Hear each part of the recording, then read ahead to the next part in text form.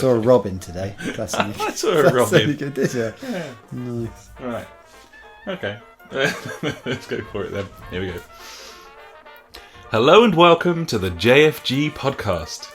This is episode 215. My name is Alex, and I'm not joined by my good friend Ash, because my good friend Ash has been in Portugal. I think he's back now. He was maybe going to join us. I think he's pretty tuckered out. We've been faffing about. We were going to do this a bit earlier, but there was some VR to be played and some pizza to be eaten, and that was the end of that. So Ash will be back next week, but stepping in for him for the very first time. I think your voice has been featured on the podcast once before in recording on my phone sort of format. We've got a very special guest, someone who's got their very own section on the show on a weekly basis, and here they are. It's a friend of the podcast, Funk, aka Fuckwit Corner with Funk. Hey, buddy. Here I am. How you doing there? We're in the corner. This is a perpetual Fuckwit corner. It's your corner. This is it. It is a corner, yeah. It's a corner. I suppose that's, yeah. I can't really... They don't like iTunes, not big fans of podcasts with the word like fuck in, for example. I can't understand it. I just don't like it. I just don't. They're not keen. We can censor the corner if you like, just for this episode. Some sort of... I could bleep you every time you try and say it. Yeah. I mean, it's going to be a funky corner at least, anyway. It's always that. It's always funky. So yeah, we've been playing some games this evening. I've been playing some games during the week. I know you've been banging on about a certain Mordor-esque sort of title that we can have a little chat about as well. And I think we'll probably just do that. Obviously, we're not going to have specific sections really properly broken down, and we can say that that's because we just want it to flow, and I want you to feel comfortable. What it is really because I don't really want to edit anything. I'd have to put stops and music in and stuff, and Ash's job. He does that. You can sing the little theme tunes. Okay, I could hum them. I could hum them in the background for you as you transition. Yeah, absolutely. Except I'm only going to hum my own theme tune each just time. over and over again. Yeah. It's from the washing up song. Salad days. So yeah, I'm not going to talk about what I've been up to. It's not very interesting. I certainly don't care what you've been doing. Although the more interesting things you've been doing, I was probably there. I think actually since you've arrived here, it's just been one long fucking bender, to be honest. It's been a lot of drinking. It's been... Last week particularly so. Yeah, there's been football, there's been quiz, there's been jazz, there's been a lot of shit going on. It was every night. It was every night, and we're getting a bit older for that. We're a couple of old gits. Yeah, gibbons. It's true. So yeah, I've been trying to sort of stay in a little bit more this week. I've played some games because of that. And I know you've got some games to talk about as well, buddy. So we should probably go and talk about what we've been playing. That makes sense. And by that I mean we're going to do it now with no transition, because as I said... Why would you? I'm not doing any of that shit. Don't even take a breath. One thing that's quite exciting this week is the fact that we have a game to talk about which is new. And it's been a very long time since... I can't remember the last time we had a game like launch week to talk about on the show. You've been listening for some time. I know you find it specifically quite funny that I don't even know what this game is. It's a gaming podcast. We never play any new titles. It's Ash coming on saying he's been playing Destiny, and then I've played like a Division. The Division 2. Come on now. Yeah, and meanwhile I've been playing whatever the fuck is on Game Pass at the time, and no one, definitely no one, gives a fuck about that. But this week, all is different, buddy. A very exciting week in the UK as a VR title tops the UK gaming charts for the first time. That's what's come out ever. This week. That's why we were playing it. I just thought you wanted to play it. Fucking Blood and Truth, buddy. You've been playing Blood and Truth. It's in the London town. It's cheeky. You're just in like you're in lock stock. Basically, you're in lock stock. I've played the whole thing through probably twice now. It's not that long. When did it come out? It came out last Friday. You had a bit of time. Yeah, I've done it in a few sessions, but it's so fucking good. We knew it was going to be good when we played that London heist thing, and it was exquisite, and it's just so cleverly done. And something we were talking about earlier was the fact that it's happy to game it if it makes it better. It doesn't have to be realistic. A lot of these VR games, they feel like they have to simulate every body movement. That's why we have problems with moving around in VR a lot of the time. Blood and Truth just bypasses all of that. It's got specific sort of markers, corners that you can move to. You just look in that general direction and hit either of the face buttons. That felt fine to me. There's no sickness there at all, is there? Because there's no... It was a bit coming at your face. Because if you're moving, you're normally looking down to reload. So as you look back up again, it's like a concrete block flying towards your face. Yeah, and the fact that you're not in control of that movement, you just have to assume that it's going to stop. Suck it up. Yeah, it's interesting. But the mechanics here, and it kind of depends how you've got things configured. You can kind of forgive little bits of glitchy and weirdness here because of the fact that it's doing what it's doing is kind of impressive. So the way that you reload, it was always impressive on the very first time that I played VR, in the moving van and trying to work out how to reload the gun and then finally realising, I have to reach for ammo and load it into the gun. All of that's carried over. All the best mechanics from that previous game are carried over. So you can dual wield at all times. You've got pistols in either holster, and then you can have a bigger gun on your back like a shotty or an assault rifle or something like that. It's very clever how you can holster those, so when you sort of move your hand down there, then it kind of rumbles so you know you're in the right spot, and you can just pull the trigger and it just releases the gun. If you want to put it on your back, then it's just a case of literally just holding your hand up to your back. You feel it rumble, and it's like you're just holstering it on your back in a thingy. And then other stuff as well, movement with climbing and... Yeah, I don't know why I wasn't expecting that. Just to be doing random stuff. It makes sense that you would be picking locks and climbing up stuff. But it didn't feel like there was so much of it that you'd be like, oh, God, really? No. Climb up something again now. It's a sprinkling, and it's also pretty diverse. Even the lock picking, there's 5 or 6 different types of sort of mini games, and they're all contextual and they all kind of work. The same with there's some bits that you didn't see. For example, you can climb into vents, and then you've just got to sort of move your hands forward to crawl along. You can die hard on your chest. Lots of cool shit like that. It's just really fun. And then on top of all of that, the story's interesting. The acting's really good. It's really well delivered in a sort of B-movie, Guy Ritchie-esque sort of thing. Cheeky cockneys. Yeah, it's very well done. The baddie's very bad. He's the sort of baddie from the London Heist demo. So you kind of get to meet him as well. And there's some nice touches from that London Heist. When you're in the safe house, you can find the diamond that you stole from that demo, for example. Yeah, cool. Stuff like that. That's quite cool. And then all of the customization as well that they needn't have included, and no one would have given a fuck, I don't think. But you when you're down in that shooting range, you can plant any gun onto this sort of vice, and then there's different spray paints and camos and stuff that you can spray onto your weapons to kind of customize. Can you alter the weapon as well, though? Yeah, you can put a silencer on. And... You can change the sights, and you can put a laser sight on there. There's a specific cinematic mode, which is every single weapon by default has a laser sight. Nice. And you can't die. It's just go through and enjoy yourself. I could live with that. Yeah, no one cares about the camo gun skins, do they? But you let me put a big extended barrel on that big 6-shooter. Or the assault rifles, you can chuck a grenade launcher on the bottom and use that as sort of right trigger, left trigger. So there's some cool shit in there. I like it, and it all works quite well, quite nicely. Yeah, I still don't like the holster. I feel like that should be the top button. Yeah, I can see that. Rather than the trigger, because then you're sort of pushing it into your holster rather than the amount of times I was shooting at my own feet. Yeah, and that was a decision that they made to use. Essentially, you only use 2 buttons at all times. But quite why you can't have the move button as holster, because you're always looking down. You're never going to be looking at a movement thing. Exactly. And having it on the top, that kind of makes sense.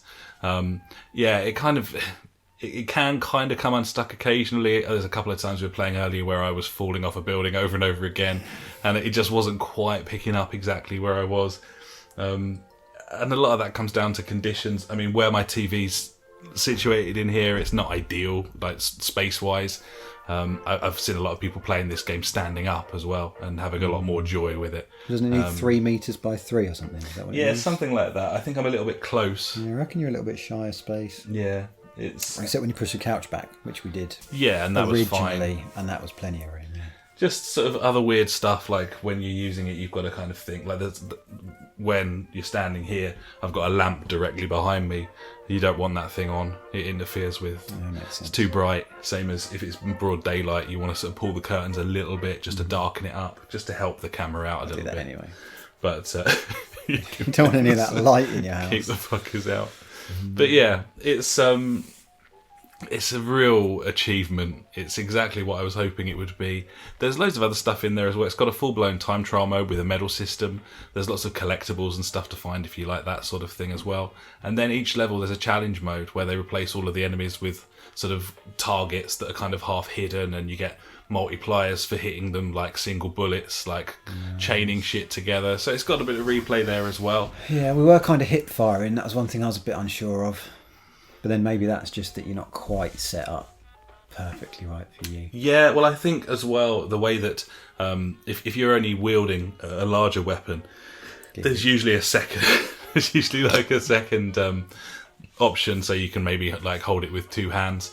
But when you've got 2 move controllers and you're just doing that in the air, that doesn't work brilliantly. And again, that other controller that you can get, the PSVR sort of assault rifle, the little sort of space gun type thing that came with, I think it was Farpoint, that thing launched with. That, I reckon that could be really good fun here. It's just quite how you would switch between the two. That could almost just be like a bit of downloadable stuff though. Yeah. You get to the end of a level and then you switch out because this level's like assault rifle mode or sniper mode or whatever. Yeah. Because they're having the one hand on the front and one hand on the back of the thing, and you just kind of... You got too many like axes. Yeah. You're just all over the place. You just can't see anything. It looks really cool, and it sort of feels cool, but you still end up shooting your assault rifle with one hand. Yeah, for the most That's what part, we would do. I'm sort of hip firing it, and it's just kind of, shoot, see where the bullet goes, and adjust accordingly. Yeah, that's what I didn't like. Yeah. I just want to look down that sight and just pap somebody. Yeah. Rather than, because if you've got a 6-shooter in the first one, that's your sighter. That's not ideal. Constantly one down, yeah. And I had, I mean, again, credit to them with the diversity of the different weapons and that, but I had massive trouble after you played because you had that 6-shooter out, and I've only used silenced pistols that you reload from the bottom, so I couldn't work out why I couldn't reload the fucking thing, and it's because it cocks open and you need to put them in the top. So yeah, stuff like that's very, very fucking cool. But for having the sawn off, which is 2 barrels, Yeah, you've got to see where that's going. it would be helpful. There's a couple of other weapons that I didn't get on with at all. One of them is a pump action, so you hold, the barrel, the pump with your other hand, and every time you shoot, you have to cock it, which it would probably work quite like the with sound of it. the Farpoint thing, but I just found it very annoying because that's my sighter, and then I've got to cock it again because I've fucking missed. So yeah, it's a fucking great game. I really like it. It annoyed me the way it ended. It's a cliffhanger ending that kind of, I felt, sort of came out of nowhere. I was kind of engrossed in it, and I didn't want it to stop where it did. At the same time, these are VR games. I mean, I've never played VR for more than X amount of time, so you don't necessarily want like a 40-hour thing. I mean, obviously the amount of tech and How much design. was it new though? I paid 35, and I got maybe 6 hours out of it. I've gone around twice now. I've probably played it for 10 hours so far, and I'm not bored of it at all. Well, if I wasn't probably going to be getting one, I would be round here. Just playing it. I'm likely to play this whole thing all the way through. Absolutely, and we were talking about some of the options for multiplayer, because your intention is to pick up VR. It's supposed to, there's a rumor, isn't there, going around? Yeah, well, they said it was confirmed on the thing, but like people are what they are. So yeah, it said that it was going down on Friday. The controllers, not the Move controllers, but an actual PlayStation controller, which never seems to go down. They're going down. Right.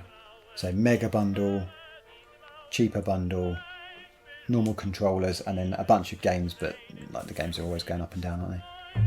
Yeah, the games are super cheap. All of the headsets tend to come with a camera.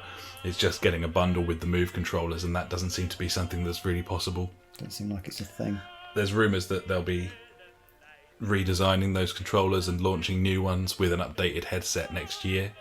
I think they need to announce the PS5 first, whether they do that in a two-pronged thing with a PS5 and a new PSVR. I suppose that's possible. But with the missing E3 this year, you're talking, the end of the autumn before we hear anything like that at this point. I think the Move controllers work surprisingly well considering they weren't designed for it. They were for like PlayStation iToy and stuff. Like, they were for old PS3 shit. They were PS3. And before the VR was announced, and it was announced that you could use those, they were fucking dirt cheap. You could pick up a pair of them for £8. And then as soon as that thing came out, then up they go. And I've got a feeling they might go up like Thursday night at midnight. Like all the £60 ones will suddenly be $69.99 and they'll all fly up. Yeah, it's a tricky one, isn't it? I don't really care. It's the console right now is £300. So if you can get not the console, the actual thing. So if it's now 175, I don't need all the games. My family share, so I'll just pick up the games each as we go. Yeah. And I probably wouldn't have wanted each of those games anyway. You know what the bundles are like. They're always full of top that you don't want. Yeah, it's true. I mean, yeah, I reckon there's like 10 brilliant games on there, and then a load of sort of fluff to wade through, basically. Mm-hmm. And we were looking on the store, weren't we, before we started, and there's so much shit on there. Yeah. It's really hard. I think I only want about 3 games. It's worth it for Blood and Truth, Super Hot. Hot, and probably Star Trek. Star Trek I'm really looking forward to, because Ash hasn't really played his VR at all. So it'd be really cool to have someone else to play with. And go threesies. It's 4-player, that game, so yeah. I haven't really got stuck into it at all, so yeah, I think that'd be really good. And there's some other stuff. Would be. What else would I want? Highly recommend Static. That's really good. Oh yeah, no, I've got to go. For the wife. Moss is great. Maybe the wife would like Moss. My missus likes Moss. Mm-hmm. So that's pretty cool. I highly recommend Ultra Wings, which is like a little biplane and microlight simulator where you just fly over like tropical islands, but you actually take off contextually. So you got a microlight with the controls, so you use one of the Move controllers up like that as a sort of joystick, and then you're controlling like the fuel and stuff on the side, and you've got to actually hold it in position and steer and everything with Is it not like a space shootery? Like... Yeah, Eve Valkyrie is a real good space shooter. I like that one as well. Obviously, Wipeout that's the absolute pinnacle of that fucking headset. Oh, that might just hurt my balls. It's unbelievable. And I've felt a little bit queasy on some games, like that Starblood Arena, which is kind of like a 0G deathmatch game, where you can spin up, down, left, right, and to the sides. And I found that pretty difficult, and I know Ash tried it out and wasn't a fan either. But with Wipeout, I've never really felt queasy at all. I don't know. It's just that one direction, and I think so. Yeah. You can deal. And it's got those comfort settings as well. Obviously, with Wipeout being sort of a game where you're sitting in a cockpit, it's all glass. You can change the comfort settings so more of those are blacked out, so it's a thinner sort of focal point. And that's what does it. It's the peripheral vision. That's what gives people sickness. It makes sense to me. Like, your brain's not going to like that. No, it's not keen. One final thing to mention on Blood and Truth is the longest session I've ever had on VR in one sitting. The missus was away, I was home alone, and I played for, I reckon, 3.5 hours of non-stop VR, and I genuinely forgot that I was playing VR. It's a lot of shooty. Yeah, I took the headset off. I'd been in there all that time. It was like midnight, and I was like, "Fuck! What happened? What just happened?" The thing is, when you're doing that, you're probably not drinking. You're probably not eating anything. It's very much a sort of, this is like, here I go for like an hour. Yeah. I can't imagine you just sit there and, because you can't drink. you're just completely in it. It's the first time that something has engaged me that much that I've forgotten that I'm playing VR. That might be because you're too scared to play Resi, though. Yes. Yeah, I am a little bit frightened of that game. I'm not going to buy that game. It's terrifying. Bob will definitely buy it, though. Oh, yeah. Yeah, friend of the podcast, Bob, is definitely picking that up. And, I'd imagine he'll have bits and pieces to say in Street, but if he does pick up a headset, he'll have lots to talk about in the old Discord. The Discord, of course, that you can find on our website, buddies, at www.thejfgpodcast.co.uk. You can just get stuck into the old Discord. Just fucking get stuck in. So yeah, as the funk heads over to stock up the fridge, which is an excellent idea. I said I wouldn't need any more. I was wrong. I was very wrong. I should probably talk about just a couple of other things that I've had a go of this week. In fact, I'll just talk about one, which I really enjoyed a lot, and I'm not quite sure why, but I did. And it's called Max, The Curse of the Brotherhood. This is like a 2.5D platformer. And it's in like Unity, and it looks alright, and it's just a thing. Like, it starts off and you're like wishing that your brother would disappear, and then he's like sucked into a portal by a devil or whatever. Anyway, you end up in this like fantasy land, and it seems like a sort of bog standardy platformer, but then you basically get this magic marker thing, and it's kind of a puzzle game in that you can draw like tree branches out to get across different obstacles, and then perhaps you'd jump onto that tree branch, and then you can cut it off and it will land in the water with you standing on it and take you down the river. Other stuff like vines, so you got to draw vines in, but you need to draw them in the right direction, so that when you're sliding down off of a rock or something, you want to draw the vine sort of at the right angle, so that it comes towards you as you leap off of one thing. It's very, very clever. There's some cool stuff you can do on there. There's one where you can make jets of water, and there's a few puzzles where you've got to kind of use different water streams to propel him around. It's just a cool little platformer puzzler game, and it's really nice. I like it. How long have you played that for? I reckon I've played that for 4 hours, something like that. Jesus. It's really addictive. I've got no platforming in me anymore. No, I know, but I just like even when you explain them and why they're good, I still just think I'd rather be doing something else. Well, I don't know why. It's just sort of fallen out of love with it. I had for ages, but there was just something. There's been a couple that I've really enjoyed, but for the most part, up until Celeste, I hadn't really been playing many at all. And one of the reasons I hadn't was because a lot of them were this sort of whole roguelike thing where you die and then you start again, and I just can't be bothered with that. No. And also disappointed with Hollow Knight in that it was so mazy. You know, like you got to find your way through a level and there's lots of backtracking and stuff. I just don't want that.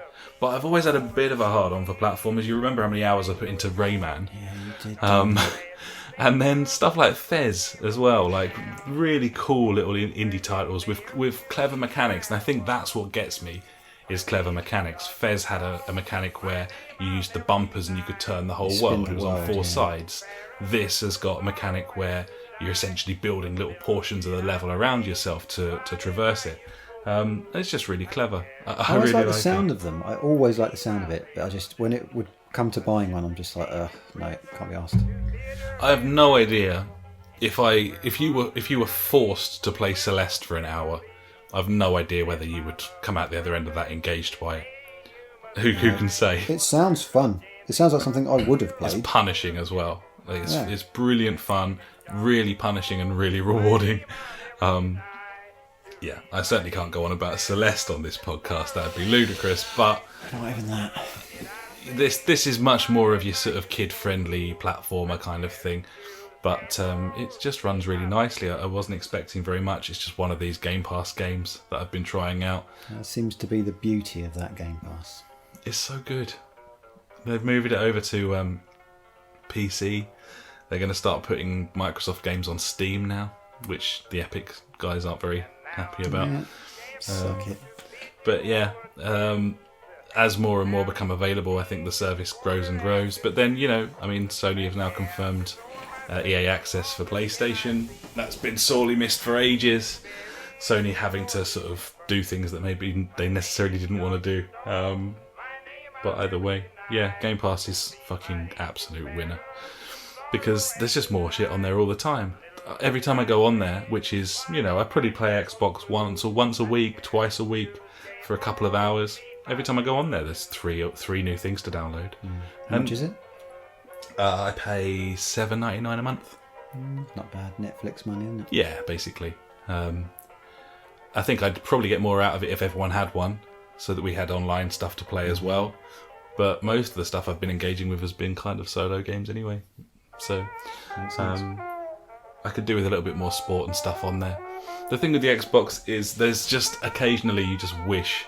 Like, for example, I was thinking earlier, I wonder how many of the old F1 games are backwards compatible. Because I've got the Drive Hub, so I can use my wheel on the Xbox. And I'm always banging on about the Korean Grand Prix. I was like, when was that last on a Formula 1 game? Because I probably, maybe I own that, or I could at least pick it up for £4. And I was like, okay, so 2013 was the last time that was on an F1 game. Is that backwards compatible? No, 2014 is. And it's like Come on. all those old 360 F1 games. I refuse to believe that they were that different from each other that you can't just get them to work with the minimum of fuss on the console. But I guess people just don't really want to. Don't care. They don't give a fuck. So yeah, anyway, that's basically what I've been playing alongside loads and loads of FIFA that no one wants to fucking hear about at all.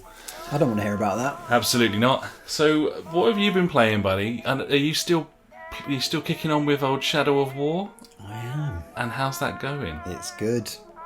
So what do you like about it? Because it's kind of open-ended. It's kind of story-based. In theory, it's not anything I like. No, that's what Because I'm getting at. Bob's Yeah. always saying to play the Batman games, Yeah. which I played a little bit of, and I didn't like the whole square attack, triangle counter.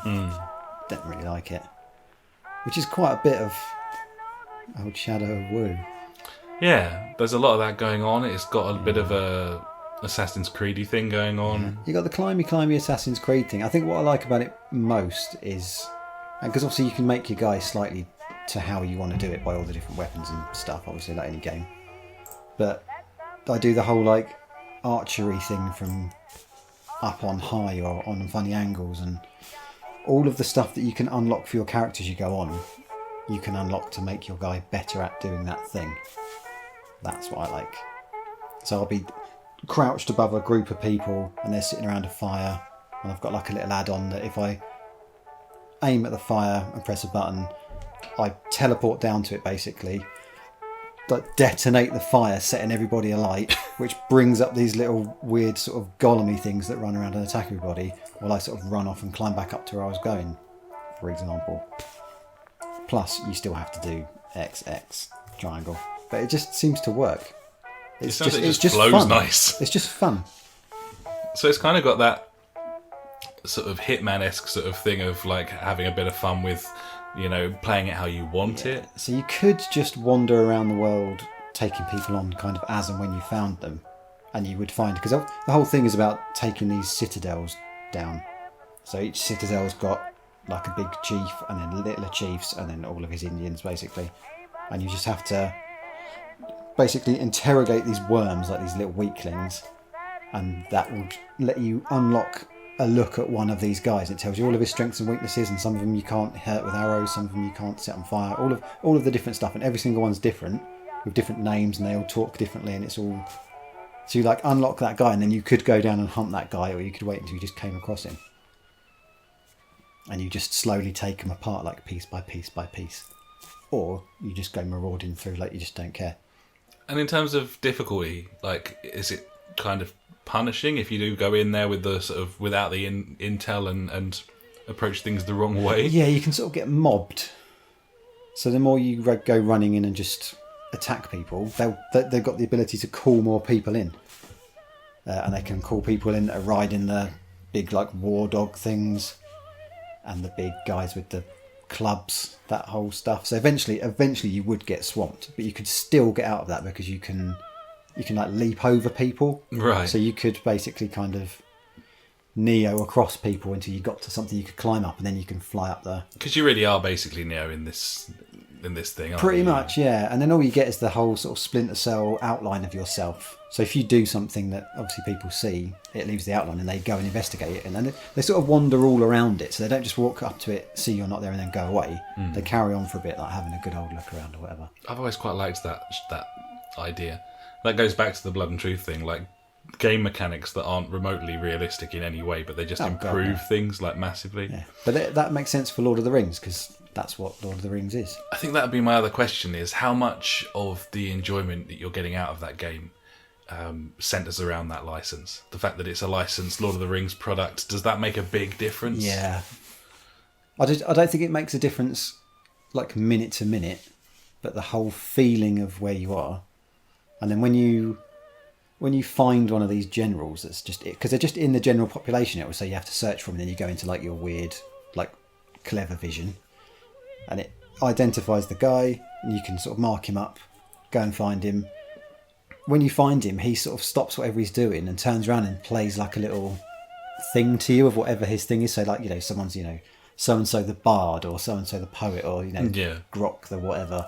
And they turn around and give you the old come on. And then they come and chase you down.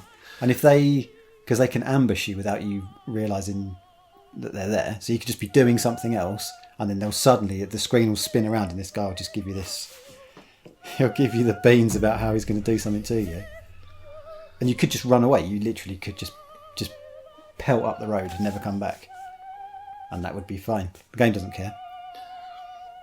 It just sounds like it's such a shame the way that this thing launched, because it sounds like that it's just got so much going for it. I know Shadow of Mordor was critically acclaimed and people thought it was absolutely exceptional.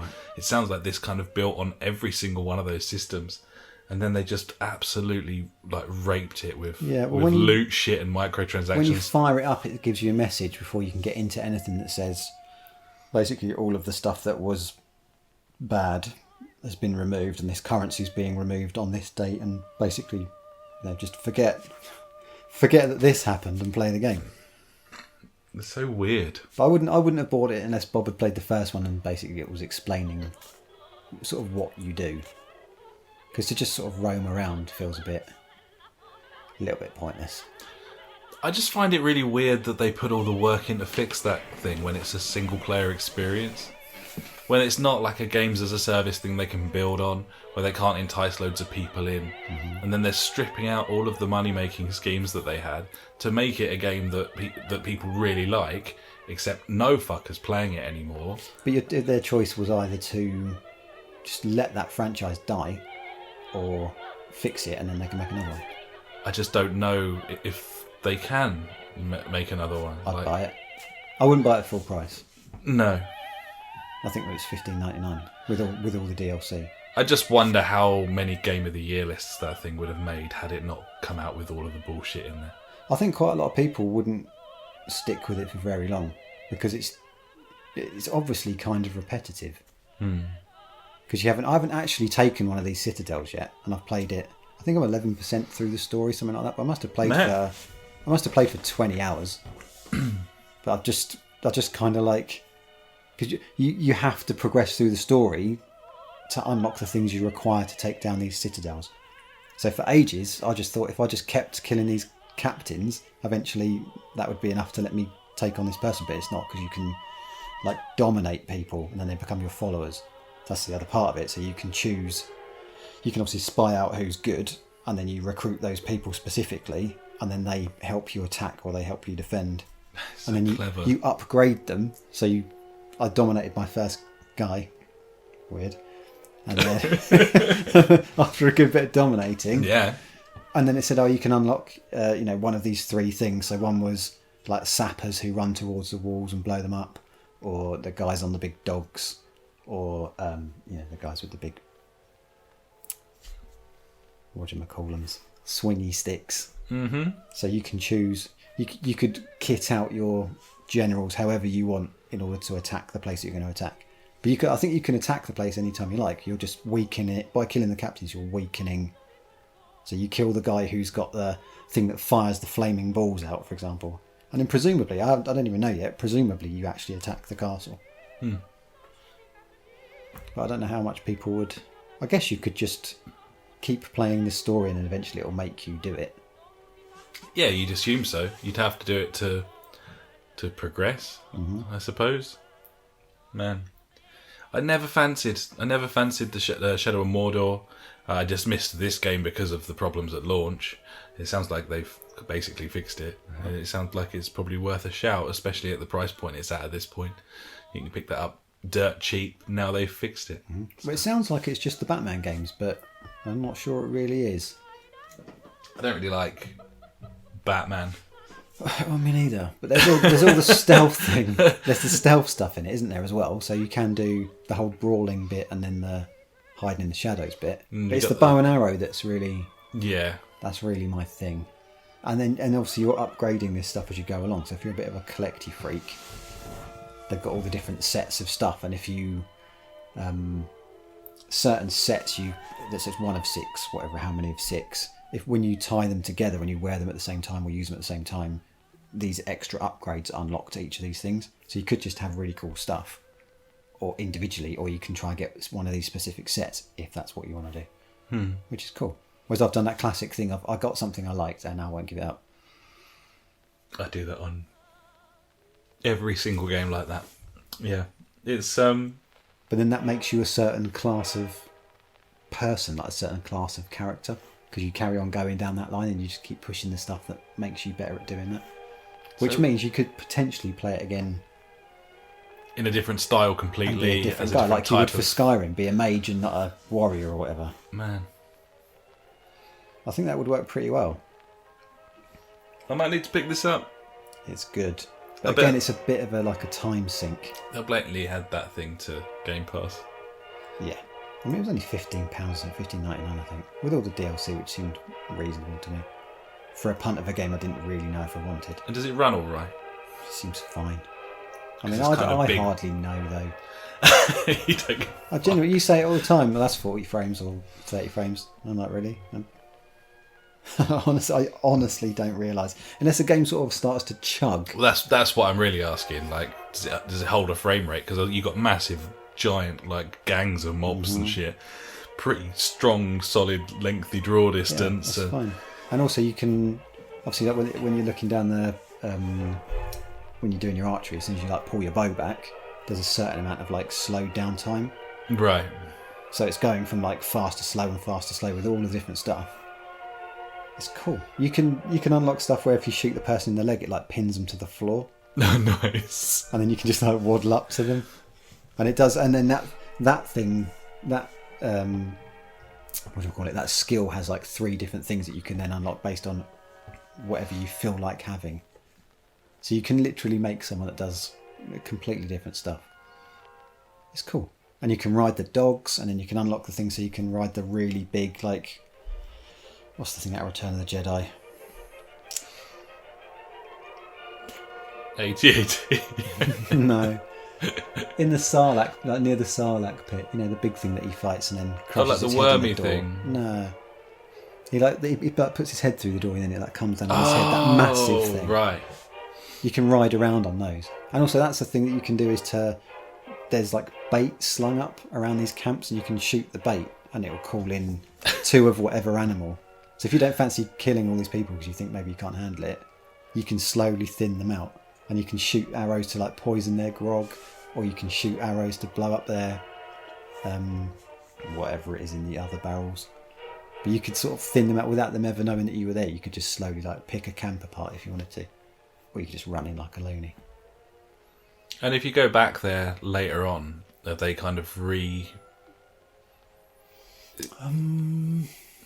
Yeah. So they kind of repopulate. Yeah, but when you go to places the first time and the captain's there, they're all doing the thing that is based on that guy. Right. So someone's the guy that rounds up the dogs, for example. So that camp's full of the dogs, and then he's the dog man. He's dog man. He's dogman. He's dogging. Yeah. It's awesome. It's properly good. It's just fun to play because I don't know. I honestly can't tell you why. I'm going to need to pick that up. That sounds like something I want to play for the first time, because I didn't think I fancied those games at all, which is really weird because I really like the Lord of the Rings thing, but I think what put me off was the darkness of it, the fact that it seemed all very one note to me, all the landscapes But the places are different, so some of them are like the sort of raised, burnt, Mordory bits, and then I just moved into like it's obviously not like Hobbiton, but that kind of so there is like greenery. It's just a normal green. It's like the okay. looks like the Shire, and then you're running around in there. So each different region is each different thing. Okay, it's good. I don't know if it's just all of the footage that I saw of that thing when it first came out. It was all just really bleak and grey. What I've seen of the story's good too. It's got that like Gears of War palette, but obviously there's diversity there that I wasn't aware of. It's got Gollum in it. He runs around, so he works for the, what do you call it, the big spider that's in the stories, Shelob. So he, halfway through the game, well not halfway through, 11% through, he pops up and then you like follow him around because he's like a sneaky little Russian, and then you just follow him as he sneaks through, and that's like, and he's like talking to you all the time as he's doing his little funny run. Shit, man. Let's say if you actually like Lord of the Rings. Okay. There you go, that's that. I need to pick that up. Have you been playing anything else? Nope. No, fair play. Well, Game night. yeah, game night. Fucking F1 absolutely taking over game night. It's obliterated everything else. It's just too good. We can't not play it for 4 hours. Yeah, it will be nearly 5. Why would we not do that? Alcohol. And F1 2019 game. 28th of June. Oh. So yeah, we're 23 days out. Gee, just before karting. Yeah, we're going go-karting before then. It's going to be pretty special. And we'll be talking a lot about F1 and everyone's going to really enjoy that. People love that. There's going to be so much to talk about there. Because those games change so It's a different ball game ridiculously. every year. Yeah. New things to learn. Gibbons. Oh, well, lovely. Well, in that case, I think probably we should go and talk about the news. The question is, can I be bothered to put the news thing in? Probably not. Probably not. You didn't ask me what I was drinking. Oh, shit. Fucked it. It's more on it than I am. Fuck it. You know. I've listened to this at least once. Maybe I didn't ask because I know. You were physically looking. Yeah. What are you drinking, buddy? I don't want to tell you now. You don't want to. No. It's the Innocent Gun. It wasn't. It was a marshmallow chocolate porter called Pillow Fight. It's called Pillow Fight. Yeah. Wow. It was lovely. You like that? Yeah, you're not a fan, are you? Yeah, I liked well, it, you're though. more It was good. adventurous with your beers. You know, it's. I like that, though. I'm a That bit sort one of note thing. with the Pilsnery IPA, the fruity ones, Yeah, the sort of cutting ones. there's worse things to drink than that. Yeah, you're not wrong. And I've been on this Amber Lager, which is quite nice. That's an American one, I think. Yeah, Point. They're the ones that half of them don't have the ABVs on them, and you just drink it till you feel dizzy. Oh, okay. Yeah, it does look like an American one, doesn't it? Yeah. Sort of Stephen's Point.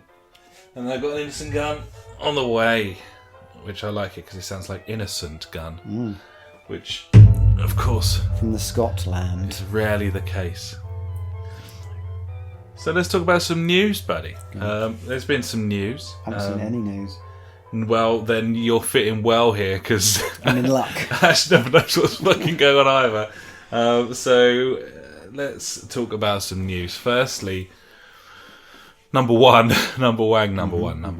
This year's Need for Speed won't be at E3, buddy. I'm sorry to tell you. What was the last Need for Speed? It was Need for Speed Payback, and it was an absolute abomination. Is that the one with Instagram in it? The Need for Speed 2015, that was the last it's the Crew that decent I'm one. thinking about. Oh, the Crew was just Fuck off. social media bollocks. This doesn't have a name yet. No one knows anything about it, and now they're not showing it at E3. They insist it is coming out this year. It's by Ghost Games again. They made the first Need for Speed that we had on the PlayStation, which I think we all quite liked. It was alright. I don't know if it was because there was nothing else to buy. That was a barren time. Yeah. Then they made Need for Speed 2015, which me and Ash got a hell of a lot of enjoyment out of for about £6. Mm-hmm. Then they made Payback, which was atrocious. It's on Game Pass. No, it was on EA Access, and thoroughly fucking awful. I don't want to play that. Just the worst. Absolutely unskippable, terribly acted cutscenes peppering your racing. Graphics that were far worse than its predecessor. Not sure why. Anyway, presumably this will be shit. And it's a shame because Ghost seemed to... There's something there. I don't know what it is that would allow that. They just need to be brought into like Codemasters or something, and then they'd know what's what. But I'd say someone needs to kick up the arse. Nobody knows what's going on there. Quite why EA keep letting them release more games when they all fail. I mean, Need for Speed 2015, I think it sold okay, but not well. And then Payback, absolutely I don't bombed. know how much does a game need to make to break even? Well, it's EA though. They're not interested in that. They want all the money. They don't want some of the money.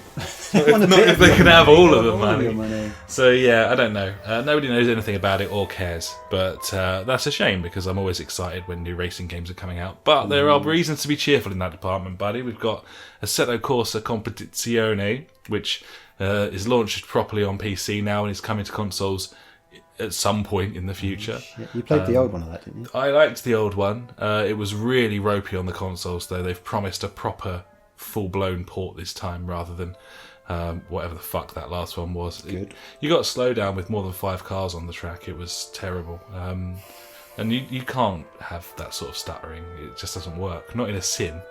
It was really hard to drive. You need a good feel.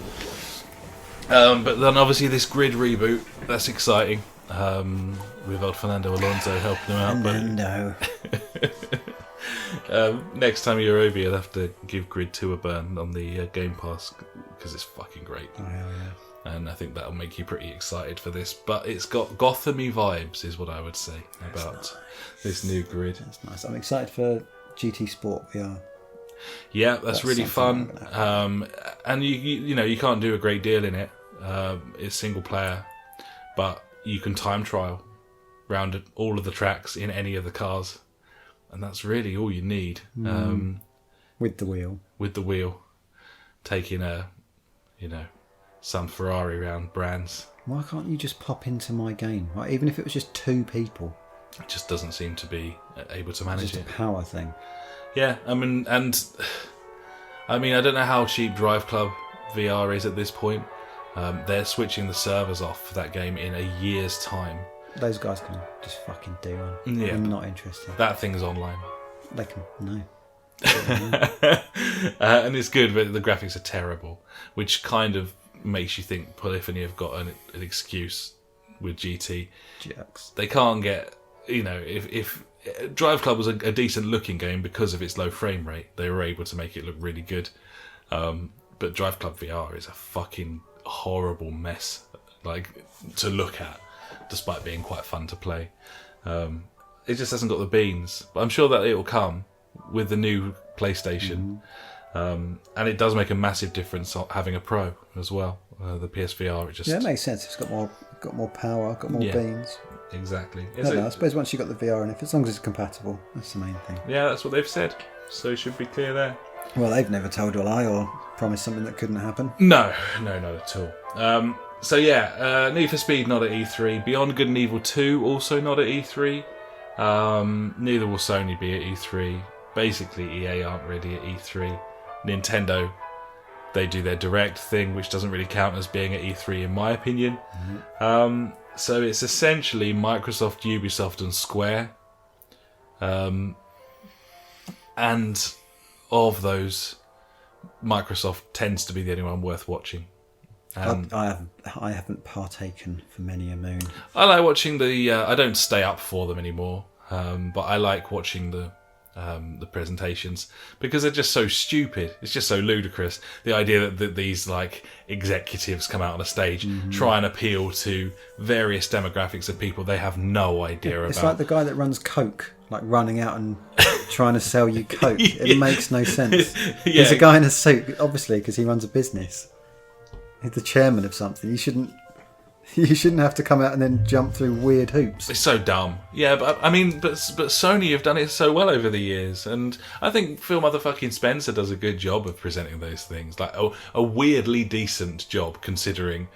Like, I suppose that's the point, isn't it? Why not get like a proper? But Well, they used to be doing presentations and stuff, though, aren't they? So yeah, it's surely not out the realms of what they're capable of. It just seems a bit weird to me. Like, I don't know. I just don't think I care.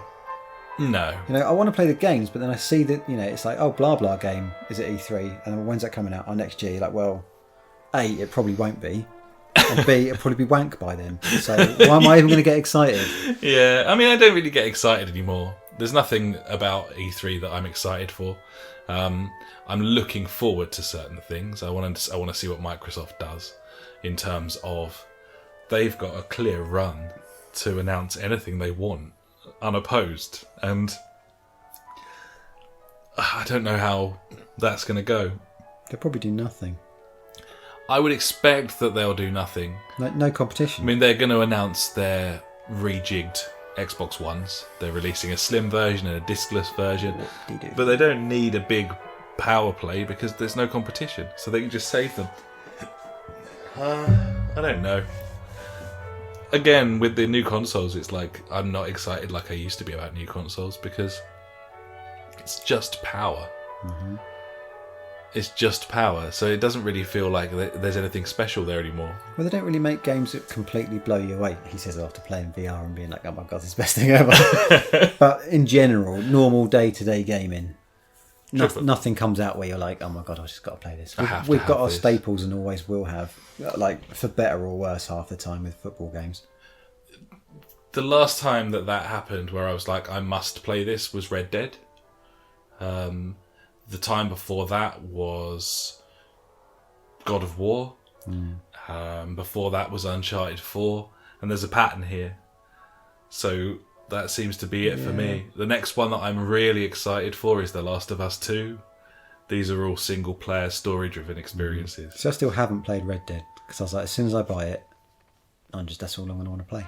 Yeah, so it's almost just that I'm just going to leave that until eventually it either goes down so cheap or I pick up a disc copy or something from somewhere. Yeah. The single player of that thing's a masterpiece. I'm just very surprised at how badly the online version is done. It just seems incredible to me that GTA 5 can be the most bought, most played game on earth, and then they come out with essentially a Wild West version and no one gives a fuck. Cars, not horses, though, isn't it? Who gives a shit about horses? Must be more than that, though. Like, it must be. I'm not convinced. Were you not excited about the idea of us poncing about on a game night in the Wild West? But at the same time, I was thinking, not really sure how far this is going to go. Like, what are you going to do? Well, we ended up playing.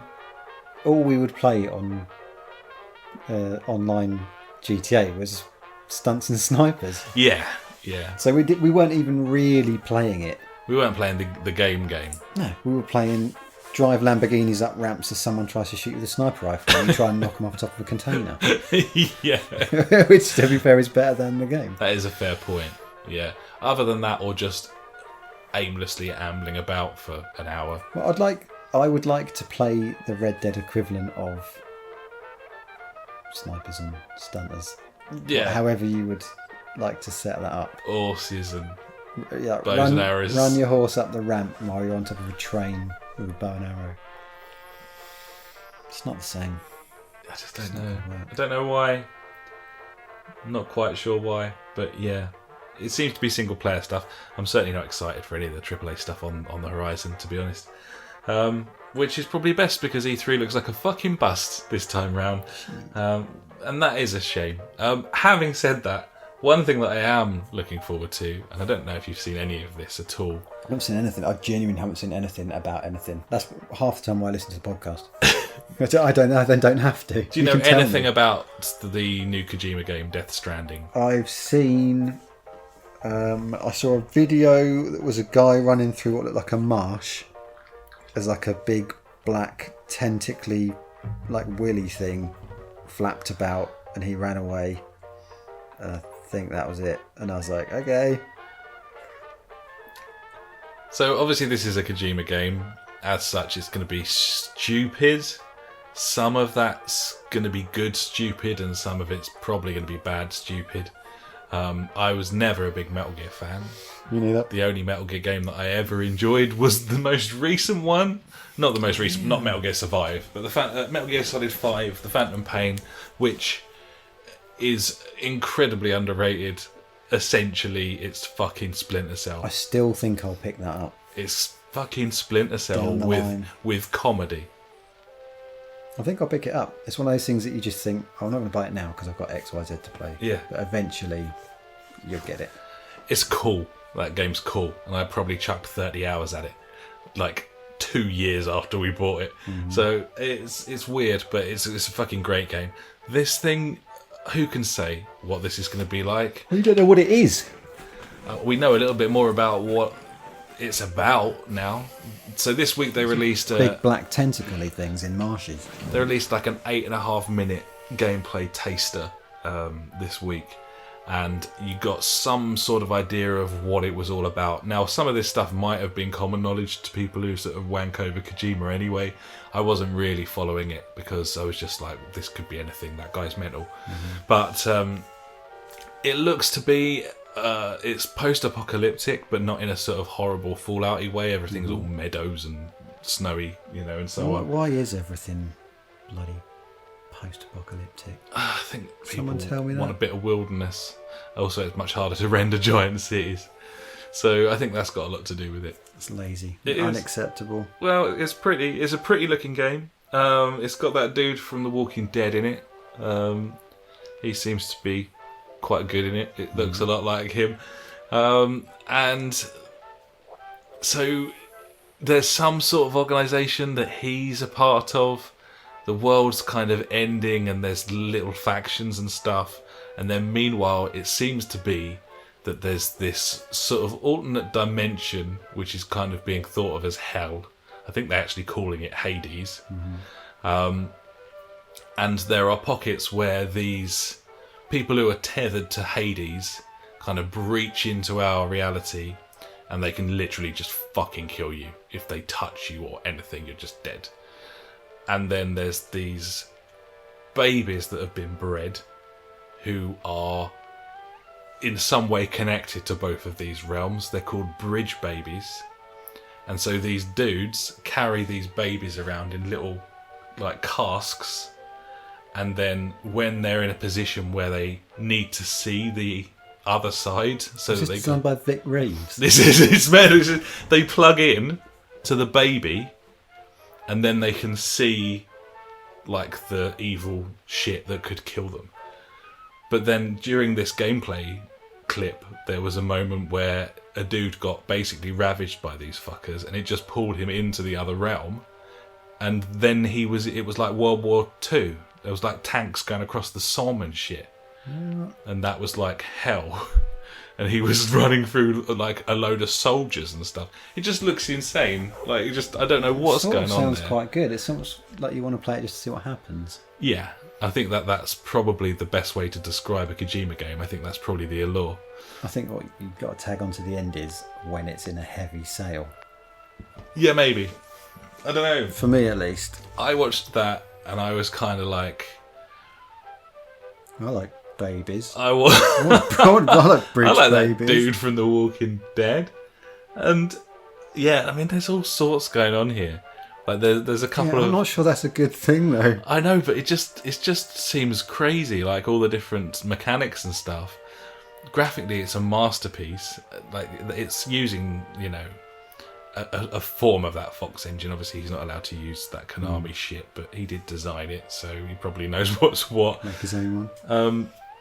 I just think that it looks a bit cool, but as is so often the case with Kojima games, how will it play? What will the controls be? What will the minute-to-minute gameplay be? Would you be prepared to risk 60 quid to find out? Probably not. No, I mean, I'd always read a couple of reviews first, always. But once I read those reviews, if those reviews were really hyping the shit out of it, then I probably would You might do. Yeah. I probably would. Either way, Fair play. it's on YouTube. If you want to check it out, try and do work not. out what's going on.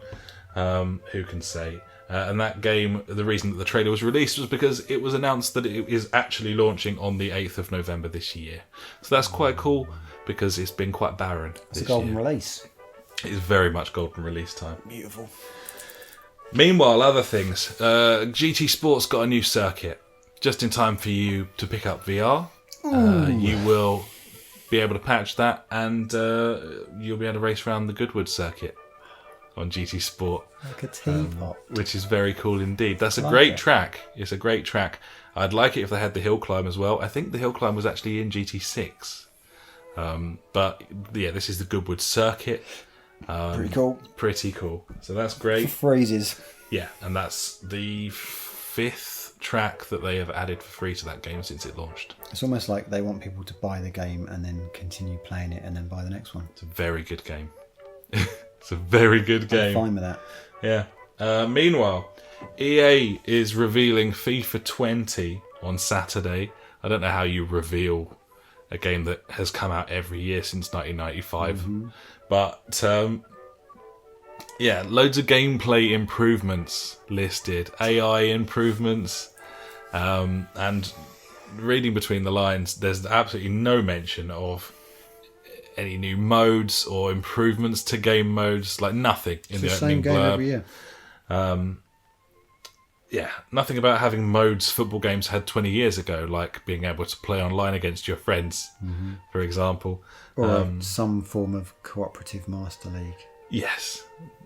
It looks like it's going to be an update. Once again, they're going to fix a lot of the stuff they broke with the last game, which is a shame. I've been playing a lot of FIFA and really enjoying it, but the gameplay is a bit one note. I miss PES. I miss the analog nature of PES.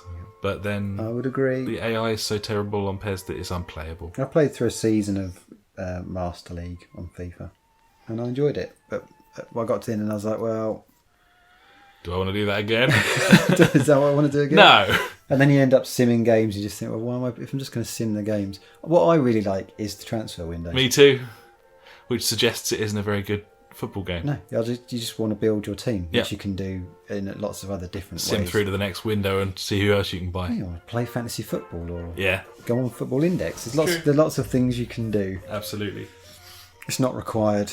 I don't know. It's just FIFA, innit? Same. Like it's just accepted. Just do what you want. We'll buy it. Yeah. Fine. I've given up getting angry now. Fuck it. Yeah, I want to play it, so we'll probably buy it.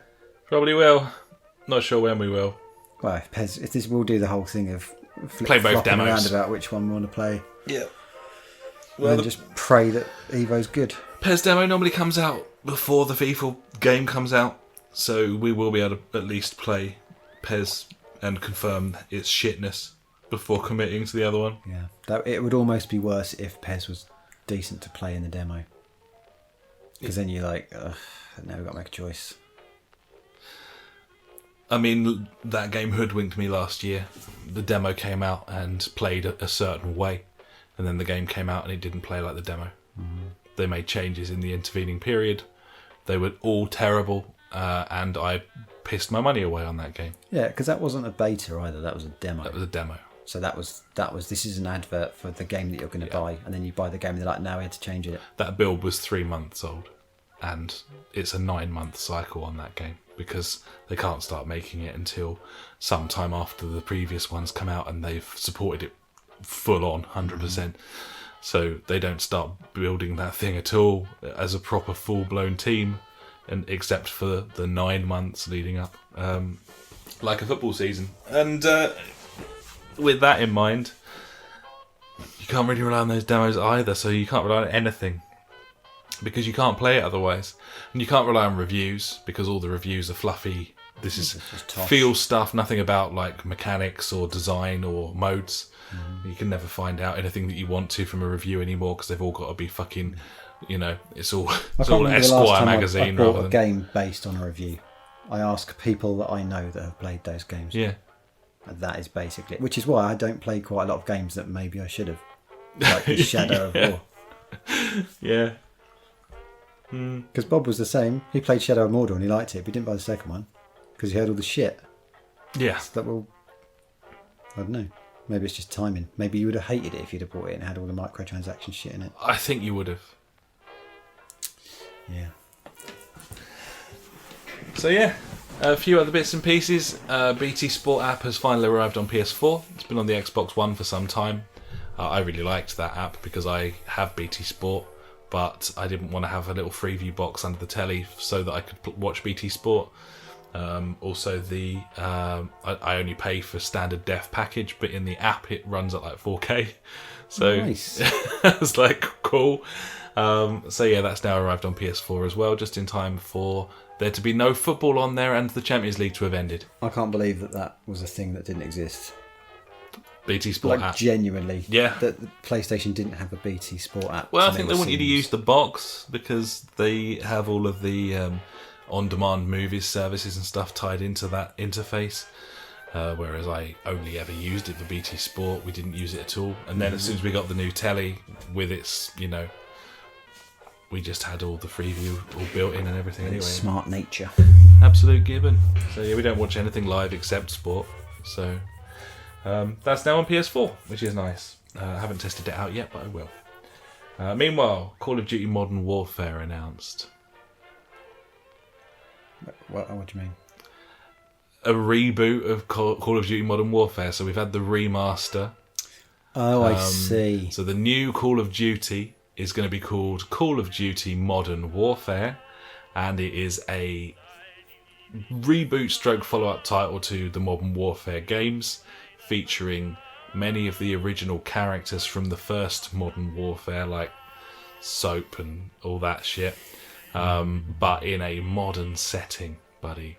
So they've mysteriously not aged. I don't know quite how they're going to do that. Strange. But this year we've probably played more Modern Warfare as a shooter, or I certainly have, than anything. Yeah, than Even Black Ops Wild 4. Pants has gone slightly to the wayside because Yeah. it's not so good as a 1 or a 2, whereas you can jump into a bit of modern woo.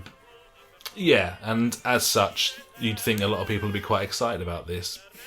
I'm sure they'll fuck it completely. It's just not what I want anyway. What's wrong with there's loads of people playing the remaster. Well, Why it looks can't we like just this play is that? going to be this is going to have a full-blown campaign, which is something that no one's really done for a little while. They've ditched the zombies completely, so I guess that's had its day good. at this point. Presumably, the next thing they'll do is announce some sort of battle royale mode for it. Either way, it launches on the 25th of October, and yeah, they actually did something I couldn't have predicted. I wouldn't have predicted that that's what they were going to do next. No, I'm still not really seeing the point. No, I still don't care about it. Because I can play. I'm just saying. I can play Modern Warfare. So why do I need you? You haven't got to reboot it. You remastered it for me. Yeah. So what? Well, It it's runs a brand new game. perfectly well. It looks really nice. The trailers that they've released for the new game, it looks lovely. It'll be fuck all like it, will it? Probably not. So No, well, it'll play like all the others as well, and that's the thing. The thing that I love about the Modern Warfare remaster is the lack of bells and whistles and bullshit. Mm-hmm. It's the straight shooter nature of it that harks back to 90s shooters, like playing Half-Life mods online and Quake 3. agreed. And even that's got more than I want. I don't like the being able to drop a missile on people or get the helicopter. It pisses me off. No, you don't like it, do you? No. Yeah, I don't mind it. I always feel like when I've died in that game, it's probably because someone's better than me. I'm just a bit of a spanner. Yeah, but then that person who's better than you by killing you 10 times gets a helicopter that kills you every time you step out of a crate or anything. Yeah, but that changes the way the game plays. So when that happens, then you have to switch up to when you're in the game and someone gets a helicopter. And so when me, Schley and PJ play, we don't just ignore the helicopter. It says like enemy helicopter incoming. We're like, right. Everyone's like switching to RPGs and getting LMGs out. Yeah. And we'll take down the helicopter quite a lot of the time before it kills anybody. Mm. So, but at the same time, if you're looking up in that game, generally, you're in a bad way. Yeah. So, yeah, I don't know. I think it gives a little something. Yeah. I liked the movement of like Black Ops 3. I liked that game when we played that. But the whole lanes kind of map style, I feel like it's had its day. I could never quite get to grips with it. As soon as I picked up Modern Warfare again and started playing it, I was like, this is what I like. I don't know what the difference is, but this is what I like. It's map design. You know, it's a map that isn't designed to funnel you towards someone all the time. Mm-hmm. But also, you can't like run up the walls and jump 2 times and grapple at things. I don't want any of that. It's bad enough that you can jump in that game for me, because you'll be sitting somewhere and someone will jump through a door, and then you're like shooting at their knees. Yeah. Well, you inevitably still kill them, but you still just want to find out where they live and slap them. They shouldn't have the option. That's all I'm saying. It's a given. Yeah. Well, either way, that's what's happening. I don't know. Maybe the campaign will be fun and worth playing. I suspect not. No. Maybe it'll look really amazing. I suspect not. And I'm not sure I care. Like I say, honestly, I don't realise half the time what the frame rates are.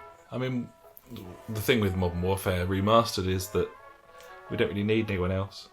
When there's like 6 of us on a game night, It's enough. it's enough. It is enough. Next, I think I mentioned before, Blood and Truth tops UK physical charts. The first VR game to do that on any platform at any time.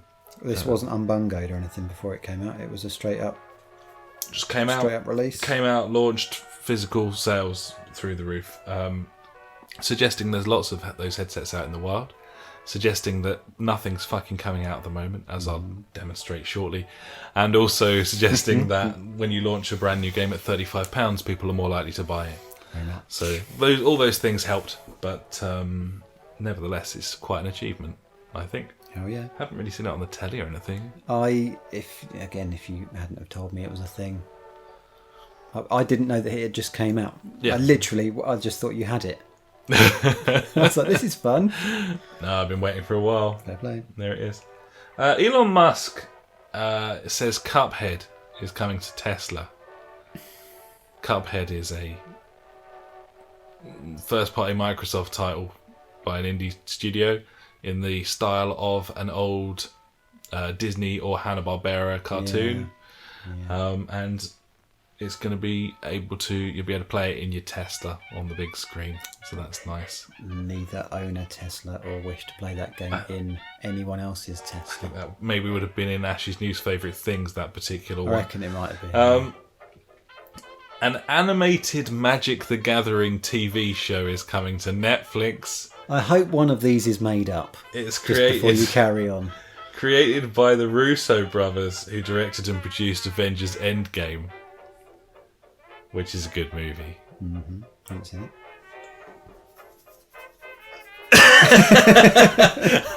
Why? Cinema. Can't be asked. I don't understand. I don't need to go and sit for like 3 hours or whatever it is. I'll just wait till it comes out and watch it in my house. Drink beer. Yeah. I don't care that much about that specific thing to go to the cinema to watch it. I suppose that makes sense. I can tell you it's good though. And as someone who's played a bit of Magic the Gathering, does this sound like something that might be interesting? But I tried to get back into Magic the Gathering while I was away on my... The missus has been playing it a little lot. jaunt. She likes I it. just couldn't get back into it. It's too complicated. You need to unlock so much to get a decent pack. Yeah. So when you first start off, you have to do all not the tutorials, but you have to basically do story missions using all of the various packs of the game, which I have no interest in because I've done all of that and I know what I like. And I'm an old man and I don't want to fucking play your game anymore. That's basically what happened. So I was like, fine, I won't play it then. Had no option to just skip through it. And also, a game can last like a long time. Yeah. A really long time. Me and PJ played it one night. We're like, we have a quick game of Magic. And like 2.5 hours later, while we're both like laying in bed, like trying to stay awake, so someone can just finish this fucking game. It just gets a bit silly. Is the like universe of it interesting enough for you to watch a TV show about it? No, I don't know anything about it. I mean, I know, what the cards do and why, but I don't know any of the lore, if there is any in it. Don't care. Yeah. I have no interest in playing it, but I like the sound of this, which is weird. But then there we are. I don't know. Those guys are very talented, and it's got a lot of, presumably, it's got a lot of lore that it could draw from, even if you're not really aware of it. Must do. So it could be interesting, but either way, that's happening. We don't know when yet. It's a thing. Bearing in mind, we got The Witcher coming to Netflix before the end of the year as well. See, I think I would probably quite like to watch that. I'm not sure the missus. I'd just watch it to see Henry Cavill as Geralt and work out how that happened and why. Yeah. I don't think I've got any interest really, particularly in watching it. I feel like I should have because I loved the game. I absolutely loved it. But do I really want to see all of that acted out? I don't think it is, though. None of the same stories at all. It's a completely different thing. I just don't know if the world's enough. In a way, like the read the book, see the movie thing, like the Bourne thing, where I saw the films and then read the books and had Matt Damon in my head as Jason Bourne. When I was reading the books, they didn't spoil the books for me, but it certainly tainted what otherwise would have been something I'd created in my head.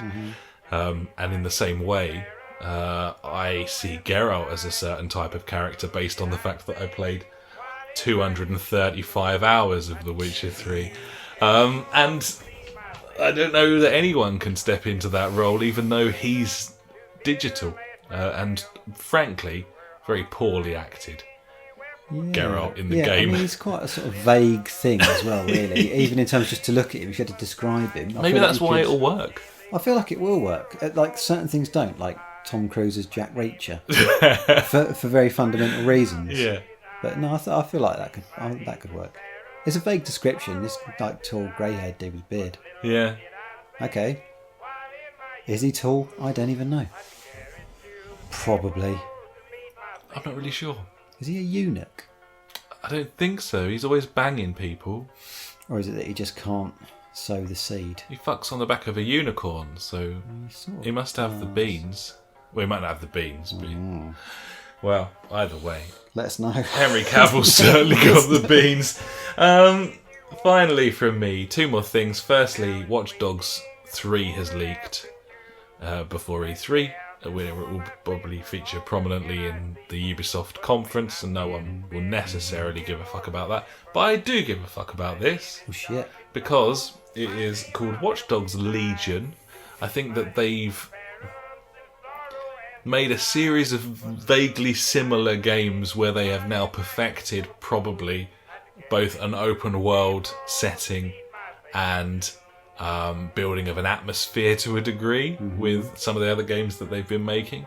And this one's set in London, and I think that could be really cool, because the best thing about Watch Dogs 2, and it wasn't a difficult competition, but the best thing about it was the city of San Francisco, which was really brilliantly realised. And if they do London justice, that would be good. That could be really cool. And you won't have the dude bruh bullshit.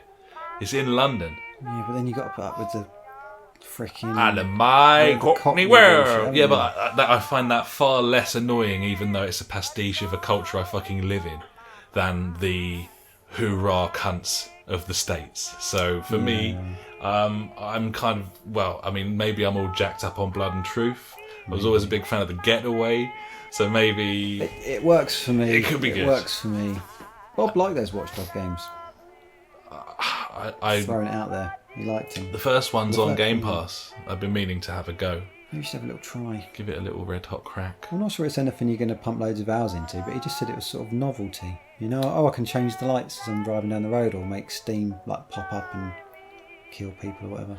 Well, the big thing with this one that they're touting, and obviously touting is maybe not completely true because it's a leak, but this is what I've been reading about, and this is the main sort of blurb that's been leaked, is that in the previous game you were able to tap into everyone's mobile phones, and you know all the AI characters' mobile phones, and see all their data and find out shit about them, listen in on phone calls and so on.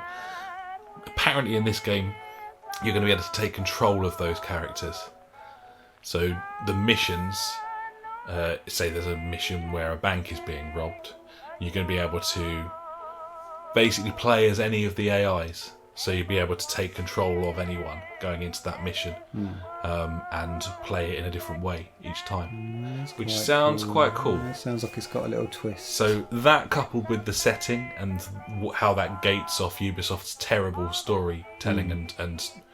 Well, yeah, because you're just saying you can take over someone's phone. I'd be like, well, why would I care? Yeah, who gives a fuck? Why would I want to do just that? use my own phone. Yeah, just shoot them all. And then finally, absolutely finally, in the news, Google is doing a live stream tomorrow. Tomorrow being Thursday, the 6th of June, where they are going to announce everything about Stadia, Google Stadia, including pricing, which is an interesting one because I was kind of under the impression it was going to be browser based, and therefore, So a subscription you pay model. for Google now. I'd like to know if there's is there hardware they're going to be peddling here? They'll be announcing that tomorrow. There's going to be a series of game reveals for Google Stadia tomorrow, including exclusives to Stadia's platform.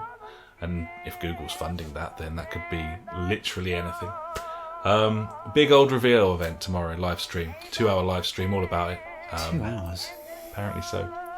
So this time next week, we will have some information about that, and that's probably more exciting than anything E3 is going to have to offer this year. It sounds more interesting than anything else to me, I've got to say. Yeah. But at the same time, you just get so cynical. You're just like, is this just going to be another bad thing?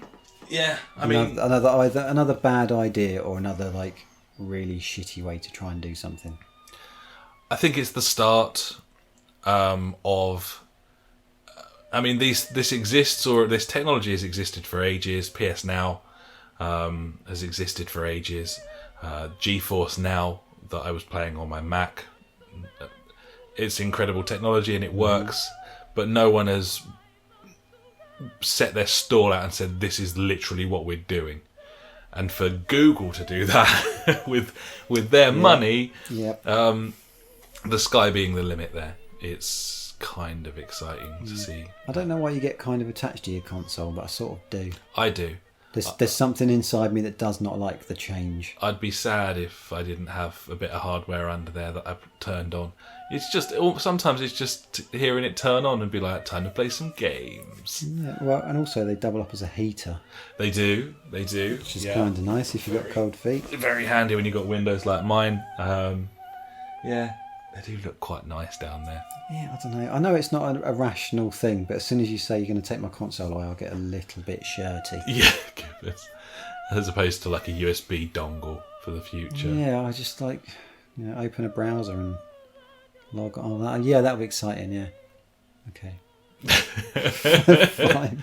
Despite the fact that it's amazing technology and it's got to be the way things go. Yeah, it's going to go that way. You just got to get over it. Well, once the internet in every home is good enough to stream games with no latency, then no one will ever buy hardware again. Yeah. I guess it depends what you're going to play as well. Because if you only played, if we only played with game night people, we've probably already all got that speed sitting there now. Yeah. We've so if you only ever played with your own people, as it were, that would be fine. There'd be nothing to worry about. Yeah. But it's going to be interesting. It's the way things are going, and we'll know more next week. So Ash will be back. I'm sure he'll be excited. He loves all that shit. Does he ever? Yeah. So there we are. That's the news. Lengthy news. And that's what we've been playing. There's no more show, really. Normally we'd go into out this week at this point. There are no games out this week. Really? There are no games. It's like they knew. Just want to do a little quick podcast. Don't really want to spend hours. It's the week before E3. Just don't do it. There's nothing going on. Love it. And then we'd probably go into Fuckwit Corner, but of course the whole show's been Fuckwit Corner. Been one giant corner. And then that'd be that. And that is that. So thanks very much for listening, buddies. Thanks very much, Funk, for joining me this evening. Love it. It's been a fucking pleasure. And Ash will be back next time round. And we'll be talking about, well, I suppose it's basically E3 week next week. So we might have some interesting shit to talk about.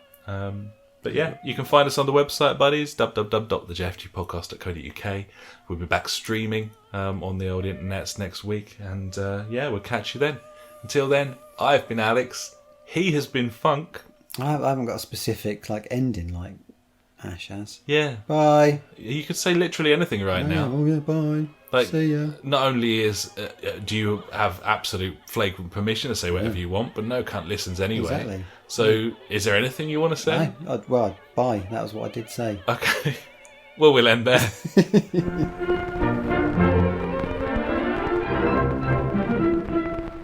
You've been listening to the JfG Podcast with Ash and me, Alex. You can find us at www.thejfgpodcast.co.uk, where you'll also find our Discord and Street Beat if you want to get involved with the show. Our Facebook is /the JfG Podcast, and our Twitter handle is @the JfG Podcast. We're on all those video streaming sites too, buddies, from TubeTube to twitch.tv /the JfG Podcast to mixer.com, aka beam.fucking-pro.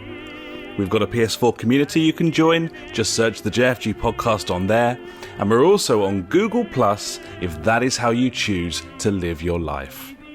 Thanks so much for listening, buddies. We'll catch you next time.